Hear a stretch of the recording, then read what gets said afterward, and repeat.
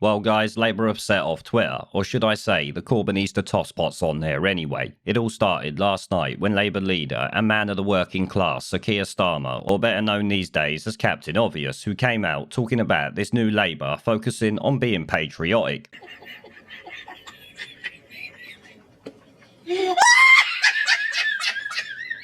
At the end of the day, this wet fart is no different to Corbyn or any other anti-British Labour MP and will be forever known as a traitorous scumbag that did all he could to stop Brexit for nigh on 4 years, while joining the likes of Emily Thornberry attacking patriotic Brits. We also remember his time as Director of Public Prosecutions, where he systematically failed to protect British children from the scum of the earth Labour helped bring in. Up to 19,000 children a year he failed, reports claim. So obviously, I am not buying his newfound love for Britain in the slightest, but following on from him saying that last night, Lisa Nandy appeared on Radio 4 talking about putting Britain first. That Starmer then added to by saying Labour deserved to lose the election last year, which is kind of obvious, but fully sent the Corbynista spunk trumpets into biblical shitfits on Twitter comparing Labour to Britain's first because they said them two words. I guess clearly forgetting that out of them two parties it's only Labour under Jeremy Corbyn that got investigated by the EHRC for racism.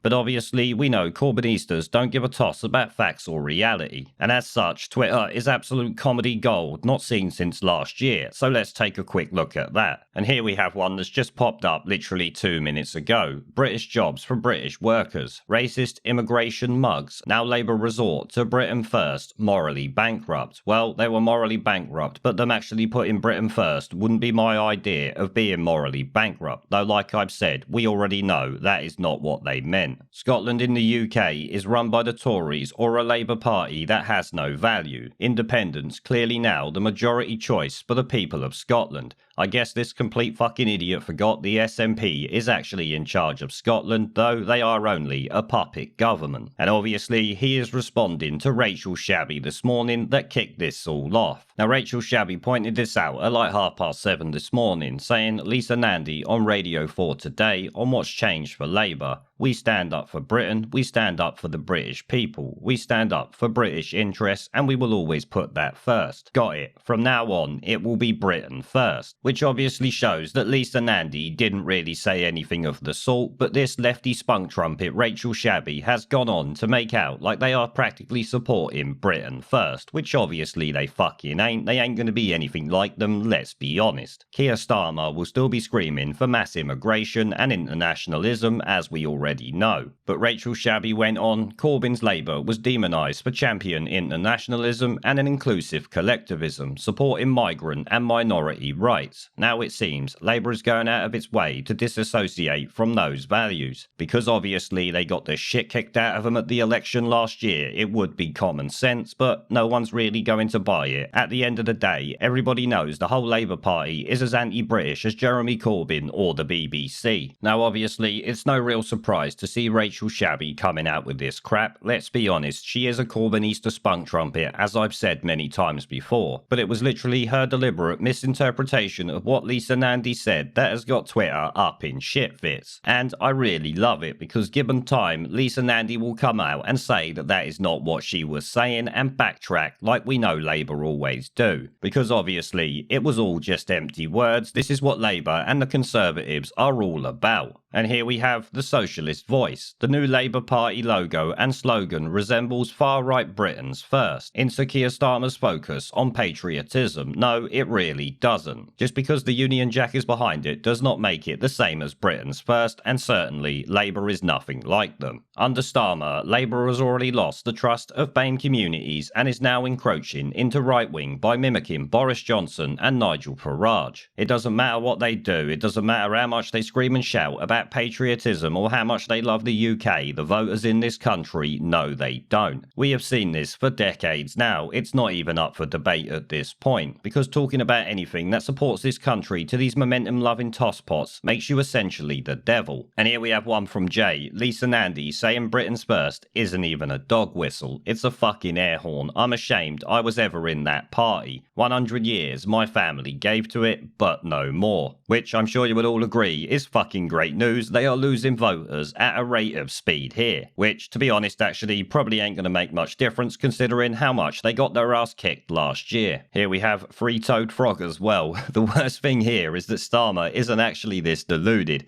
He's just pandering to the delusions of Britain's first nationalists. No, he's fucking not. He just seems to think that people are actually going to forget everything Labour have done over the years and go back to them because he's decided that he now loves the UK. Anyone with half a brain cell between their ear rolls is going to see straight through this, as they have done when he has said he now supports Brexit. Everyone and their mother literally knows that he doesn't support Brexit in the slightest, and he fucking hates the UK, much like Jeremy Corbyn. And literally this whole trending page is taken up by Corbynistas who are salty as fuck about it, including this blue checkmark tosspot Mike Williams, who tweeted in response to it, Lisa Nandy undid decades of Labour's efforts to create a welcoming, multicultural and inclusive party in just 5 seconds, while spouting the Britain's First manifesto. Which obviously she didn't, she merely said she wants to put British interests first, which we all know is a crock of shit like I've said, but it was a nice little soundbite for the Corbynista tosspots to jump on and get salty on Twitter about, which is what we actually know they love to do. And this Mike P. Williams idiot actually had something to say when I defended Jim Davidson the other day, who, as you would expect, couldn't take it when I brought up the statistics supporting what I had said and my defence of Jim Davidson. He came out with, I might have guessed you'd start to throw about statistics, like the things they address aren't an issue outside of America. Issues and opinions are global, not confined to the insular Little Britain ignorance, showing exactly the type of tosspot this guy is. As soon as you bring statistics into it, it's all about opinions and the rest of it. What goes on around the world matters here because apparently he has a fucking opinion on it, and so do other people. Now, to add to the tosspots that were screaming about Britain's first and Lisa Nandy earlier, even though she didn't actually say it, we also have Momentum joining them in complete shitfits over something else, and that is Sir Nicola, as I said, pointing out the fact that Labour deserved to lose the election last year and are going to deserve to lose it again, even with the incompetent Tory party we are dealing with at the moment, because we have media spunk trumpet Pippa reporting on it here, saying Momentum not sounding delighted with Keir Starmer's conference speech, because obviously Momentum seems to think that they know what the country wants, which is just complete and utter lunacy. They said Keir Starmer taking the fight to Boris Johnson today is welcoming, but after months of the leadership not commenting on policies, Keir Starmer's speech was a missed opportunity to show substance. If Starmer wants to appeal to the working class voters, his pitch should be based on solidarity with the working class and defending their interests, not just slogans and platitudes. Which I'm sure has got you all laughing and thinking, how the fucking hell does Momentum know how to appeal to the working class? Because obviously they don't. They've shown that over the past few years in their support of the Corbynated chicken, which obviously brings out the Momentum supporters, calling himself frankly disappointed, I'm guessing, by the absolute shit kicking they took at the election last year. Momentum helped increase Labour's vote share from 29% to 40% in 2017. Good luck if they ever decide to go against you. Yes, which may be true, they did increase their vote share in 2017, but they also got the shit kicked out of them along with the Corbynated chicken in 2019.